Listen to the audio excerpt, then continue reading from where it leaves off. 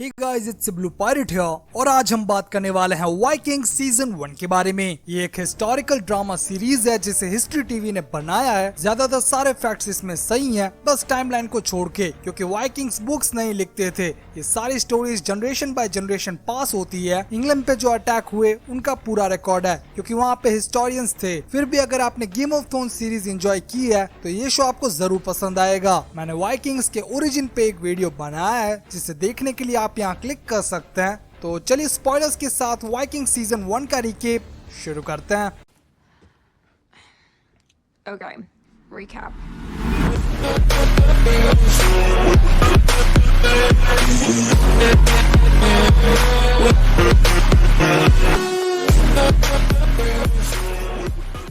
शुरुआत होती है रैग्नर लॉथब्रुक से, जो अपने भाई रोलो के साथ बाल्टिक लैंड्स पे लड़ाइयां लड़ रहा है। यहाँ उसे विजन में वाल्क्री और ओडिन दिखाई देते हैं। बैटल निपटाने के बाद वो वापस अपने घर लौटता है, जहाँ उसकी वाइफ लगार था, एक बेटा बियॉन और डॉटर गीडा उसका वेट कर रहे हैं। यहाँ कुछ टाइम बिताने के बाद वो बियॉन के साथ रिचुअल कंप्लीट करने जाता है, जिससे वो एक वाइकिंग बनेगा। वो लोग जब रास्ते में होते हैं तब उनके घर पे 2 रेपिस्ट अटैक करते हैं, पर लगार था एक पावरफुल शील्ड मेडन है तो वो उन्हें निपटा देती है। वाइकिंग ज्यादातर ईस्ट की ओर ही जाते हैं, पर रैग्नर चाहता है कि इस बार वो लोग वेस्ट जाएं, जहाँ पे इंग्लैंड है। वो अपने भाई रोलो से बात करता है और पूछता है कि वो लोग इंग्लैंड कैसे जाएंगे, क्योंकि उस टाइम गूगल मैप्स नहीं थे। यहाँ रैग्नर रिवेल करता है कि उसे एक बंदा मिला था जिसने उसे एक डिवाइस दिया था। ये डिवाइस सन की हेल्प से डायरेक्शन दिखाता है, तो वेस्ट जाने के लिए रोलो मान जाता है। यहाँ फेस्ट में बहुत सारे लोग आते हैं और कुछ अजीब से रिचुअल्स को करने पे बियॉन को वाइकिंग बनाया जाता है। कुछ लोगों को पॉलिटिकल फायदों के लिए सजा दी जाती है, जो बहुत ही वियर्ड था। हेरल्डसन के सामने रैग्नर वेस्ट जाने की बात करता है, पर वो नहीं मानते। वो लोग फिर से ईस्ट जाएंगे, जो बात रैग्नर को पसंद नहीं आती।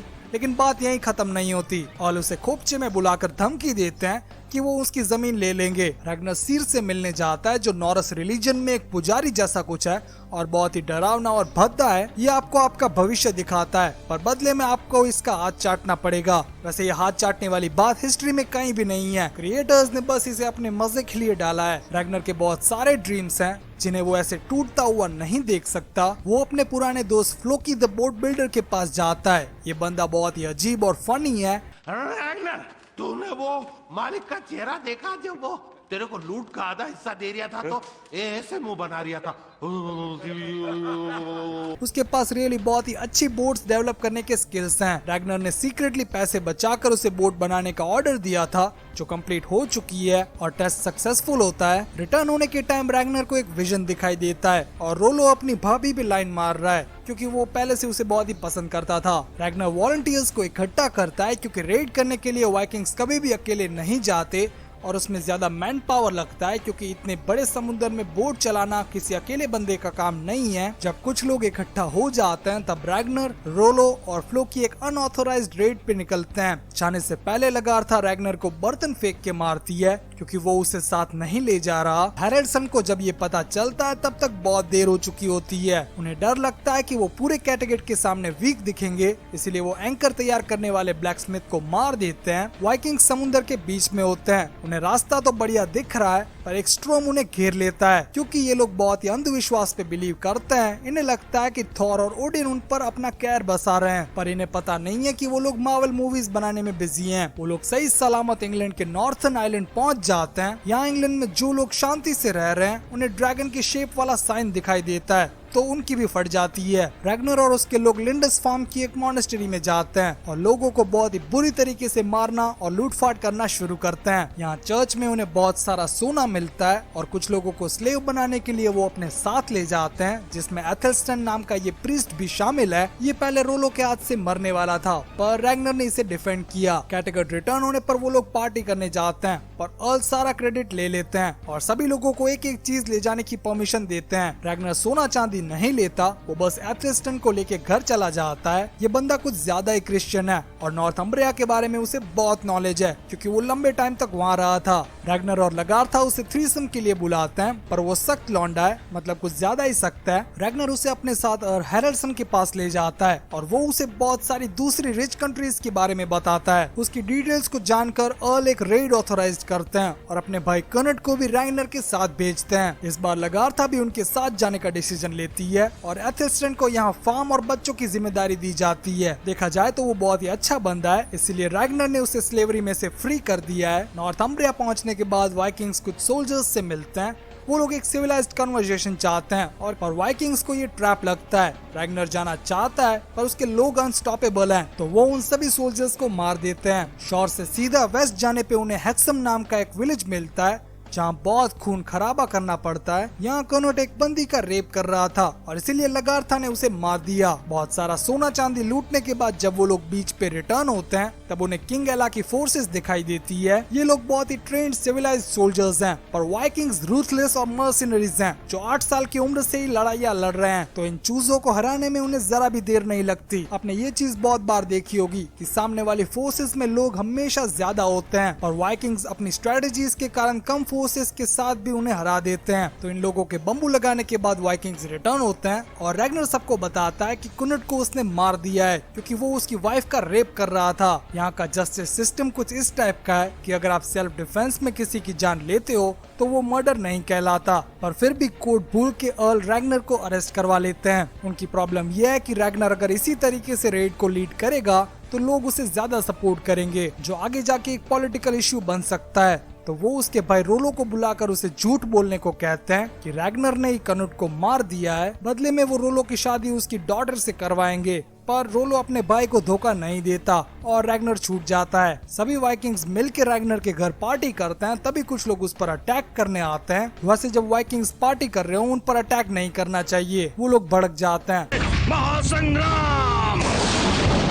तो सभी लोग उन अटैकर्स को मार देते हैं और उनकी डेड बॉडीज को अर्ल के घर के सामने छोड़ आते हैं। ये अटैक वैसे दमदार था, पर इसमें सिर्फ रैग्नर का बेस्ट फ्रेंड एरिक ही मारा गया। हैरल्सन सीर के पास जाता है और वो उसे बताता है कि कुछ बड़ी प्रॉब्लम्स आने वाली है जिससे उसका सिंहासन हिल जाएगा। सिगी जो हैरल्सन की वाइफ है वो उसे सजेशन देती है कि वो रैग्नर को खत्म कर दे। हैरल्सन अपनी गैंग के साथ रैग्नर के घर और खेतों पे स्ट्राइक करता है, पर लगार्था एथिल्स्टन और बच्चों के साथ खाली शिप में निकल जाती है, जबकि रैग्नर फाइट बैक करता है और इसमें बहुत इंजर्ड हो जाता है। भागने के टाइम वो अपनी फैमिली तक तो पहुंच जाता है, पर वो डूबने वाला था, जहां एथिल्स्टन उसे समय पर बचा लेता है। जब तक अर्ल जिंदा है वो लोग वापस कैटगेट नहीं आ सकते, तो उन्हें फ्लो की याद आता है। यहाँ उन्हें मिलती है उसकी गर्लफ्रेंड हेल्गा।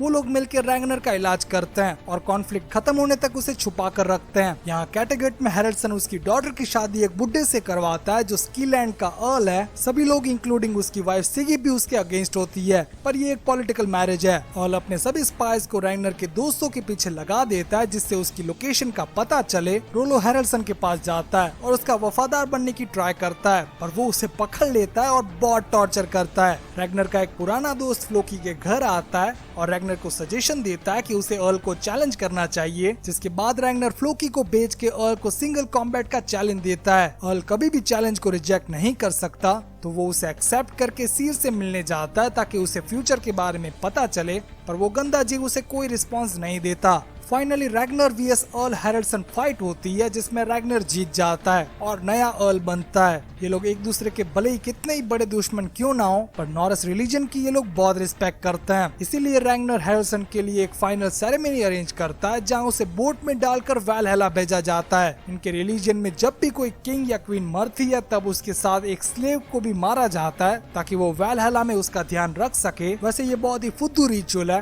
पर फिर भी ऐसा होता है जो एथिल्स्टन को जरा भी पसंद नहीं आता। एज ए रूलर रैग्नर राज करता है और विंटर में लगार्था प्रेग्नेंट होती है। सिगी रोलो से शादी करने का फैसला लेती है और एथिल्स्टन यहाँ के रिलीजन के बारे में ज्यादा जानना चाहता है, तो वो सबको रैग्नारॉक के बारे में पूछता है। मुझे लगा था कि वो लोग सिंपली उसे थॉर की 3rd मूवी दिखा देंगे, पर नहीं, ऐसा नहीं होता। वो लोग उसे ड्रग्स देते हैं जहाँ उसे बहुत ही अजीब होलुसिनेशंस आते हैं। जून मंथ की शुरुआत होती है और वो लोग नॉर्थम्ब्रिया की रेड के लिए जाते हैं। ये बुढ़े अंकल मरकर वैलहला में अपनी गैंग के साथ पार्टी करना चाहते हैं, तो वो भी रेड को ज्वाइन करते हैं। यहाँ किंग एला हैवी प्रिपरेशन के साथ खड़ा है और उसने लास्ट टाइम वाले जनरल को स्नेक पिट में डाल दिया है, जो मरने के सबसे बुरे तरीकों में से एक है। वाइकिंग्स को ऑलरेडी पता है कि लास्ट टाइम उन्हें हैवी रेजिस्टेंस का सामना करना पड़ा था, तो इस बार प्रिपरेशन ज्यादा स्ट्रांग होगी। वो लोग नॉर्थम्ब्रिया पहुंचकर सीधा एक कैंप बनाते हैं और ट्रेंचेस का यूज करके एक इनपेनिट्रेबल फोर्ट्रेस रेडी करते हैं, जो आगे उन्हें बहुत काम आएगा। किंग एला के भाई एथलवुल्फ वाइकिंग्स के कैंप के पास में ही अपना कैंप लगाते हैं। उन्हें लगता है कि वो सरप्राइज एलिमेंट का यूज कर पाएंगे,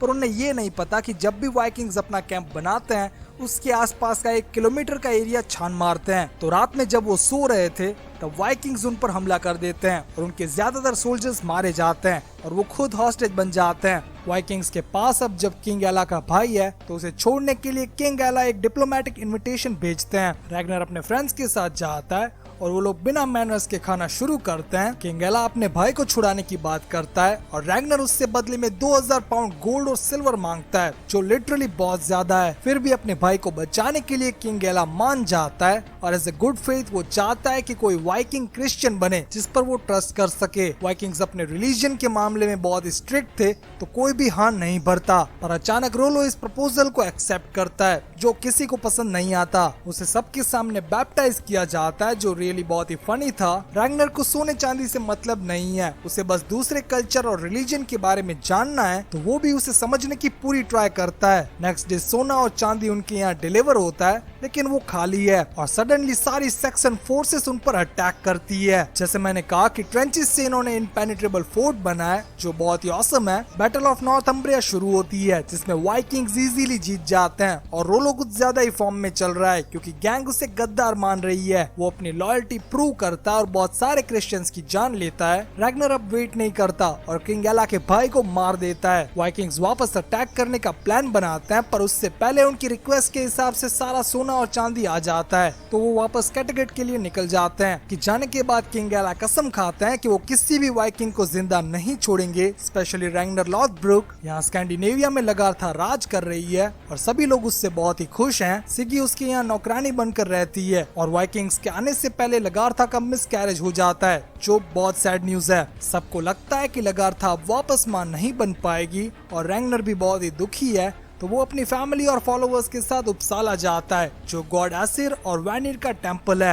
यहाँ उसके साथ एथेल्स्टैन भी आता है क्योंकि वो भी उनके रिलीजन के बारे में ज्यादा क्यूरियस है। डेनमार्क, नॉर्वे और फिनलैंड के सारे वाइकिंग्स यहीं आते हैं। रैग्नर के यहाँ पहुँचने के बाद वो मिलता है किंग हॉरिक से। ये अपना खुद का किंगडम चला रहे हैं पर उनके यहाँ का जाल बॉग उनकी कुछ जमीनें हड़प रहा है। अब आप जाल और अर्ल में थोड़े कंफ्यूज हो रहे हैं तो मैं बता दूं सबसे ऊपर आता है किंग, उसके बाद अर्ल और फिर जार्ल। ये नॉरस रैंक्स हैं। वैसे ही जैसे गेम ऑफ थ्रोन्स में किंग और लॉर्ड्स होते हैं। टेम्पल के अंदर हर 9 जानवरों की बलि दी जाती है जिसमें इंसान भी शामिल है। यहाँ एथेल्स्टन का भी सर कटने वाला था पर वो अभी भी क्रिश्चियन है इसीलिए गॉड्स उसका सैक्रिफाइस एक्सेप्ट नहीं करेंगे और उसकी जान बच जाती है। किंग हॉरिक चाहते हैं कि रैग्नर एज ए डिप्लोमेट जाल बॉग के पास जाए और बिना जंग किए उनके कॉन्फ्लिक्ट को सुलझाए। तो उपसाला से रिटर्न होकर रैग्नर अपने लोगों के साथ जाल बॉग से मिलने जाता है और उनसे बातचीत एकदम फेल होती है क्योंकि जाल बॉग जमीन का 1 इंच भी उन्हें देना नहीं चाहता। नेगोशिएशन के बीच में रैग्नर के लोग इस बंदी को नहाते हुए देख लेते हैं जो प्रिंसेस एस्लॉग है। रैग्नर को उससे माफी मांगनी पड़ती है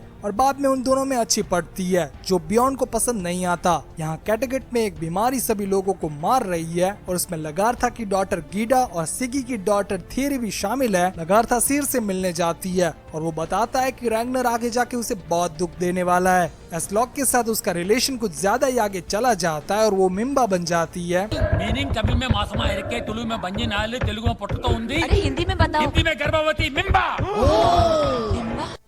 अब जब किंग हॉरिक और जाल बॉग का मुद्दा नहीं सुलझा रैग्नर को रिटर्न होना पड़ता है और सेम टाइम में अपना फायदा देखकर रोलो बॉग के साइड चला जाता है। इसी के साथ वाइकिंग सीजन 1 कंप्लीट होता है। तो बस गाइस आज के लिए इतना ही। वीडियो पसंद आए तो लाइक करो, कमेंट सेक्शन में जरूर बताओ कि अगली कौन सी टीवी सीरीज पे बात करना चाहोगे। इस चैनल को सब्सक्राइब करना मत भूलना। See you guys, catch you on my next video. Thanks for watching.